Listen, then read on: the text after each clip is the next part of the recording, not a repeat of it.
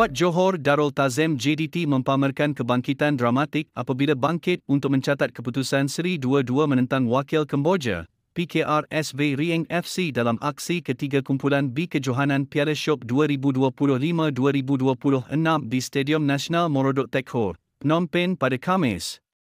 Tuan rumah terlebih dahulu berada di depan menerusi rembatan kencang Christian Silveira dari luar kotak penalti pada minit ke-29, sebelum pendahulu Liga Kemboja itu menambah satu lagi jaringan 8 minit kemudian.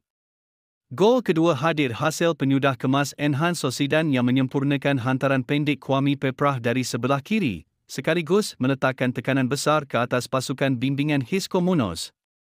Namun, semangat juang skuad Harimau Selatan tidak luntur apabila mereka merapatkan jurang pada minit ke-92 melalui tandukan pertahanan import Shen Lowry selepas menerima hantaran lintang Heberty Fernandez.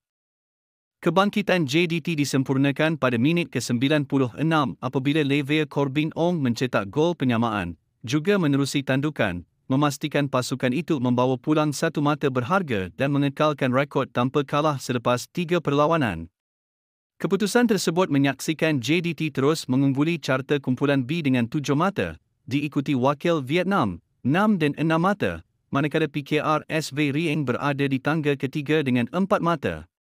Walaupun berjaya bangkit dalam perlawanan itu, sebahagian penyokong masih meluahkan rasa kurang puas hati terhadap prestasi penyerang JDT, Jairo yang sekali lagi gagal menjaringkan gol.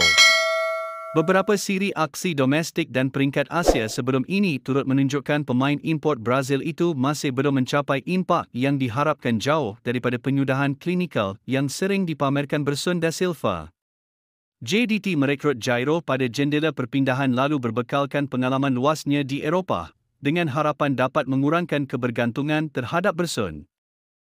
Namun selepas kira-kira 6 bulan beraksi, prestasinya masih dilihat belum menyerlah meskipun telah meledak 10 gol dan mencipta 7 bantuan jaringan dalam 20 penampilan. Selain Jairo, 2 lagi bekas penyerang JDT sebelum ini turut berdepan situasi serupa, menandakan cabaran berterusan pasukan dalam memastikan jentera serangan berada pada tahap optimum. 1. Jorge Obregon.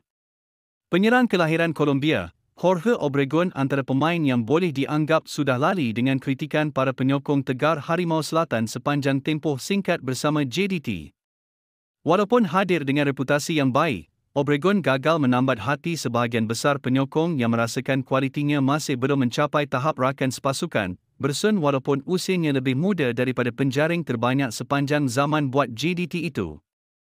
Obregon turut berdepan kesukaran menempatkan diri dalam kesebelasan utama JDT dan sepanjang 18 penampilan, dia hanya mencatatkan 7 gol dan 2 bantuan jaringan, satu angka yang dianggap kurang memadai untuk seorang penyerang import.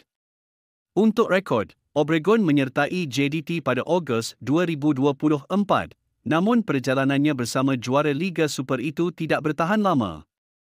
Menurut Transfermarkt, pemain berusia 28 tahun itu kini kembali beraksi di Colombia bersama Rionegro Aguilas dalam saingan Liga di Mayor Finalización. 2. Fernando Marquez. Pada 2018, skuad Harimau Selatan membawa masuk import dari Argentina, Fernando Marquez yang sebelum itu beraksi di kelab sekitar negara kelahirannya. Kehadirannya diharapkan mampu menambah sengat dalam jentera serangan pasukan yang dibarisi pemain utama seperti Safawi Rashid, Jorge Pereira Diaz dan Gonzalo Cabrera. Namun, meskipun jumlah gol dicetak agak baik, gaya permainan Marquez secara keseluruhan dikritik kerana tidak gemar memberi tekanan terhadap pihak lawan. Ini menyaksikan namanya kerap menjadi sasaran kritikan meskipun menamatkan musim 2018 dengan 11 gol dalam 16 penampilan dengan majoriti daripadanya hadir di pentas Liga Super. Meskipun angka tersebut cukup baik, JDT memilih untuk tidak mengekalkan hikmatnya yang kemudian menyaksikan pemain itu pulang ke Amerika Selatan. Diprediksikan kare Jairo 11-12 sama Obregon, yang bakal dijual ketika jendela transfer dibuka. Akhirnya sekian informasi kami buat, semoga bermanfaat, jangan lupa subscribe.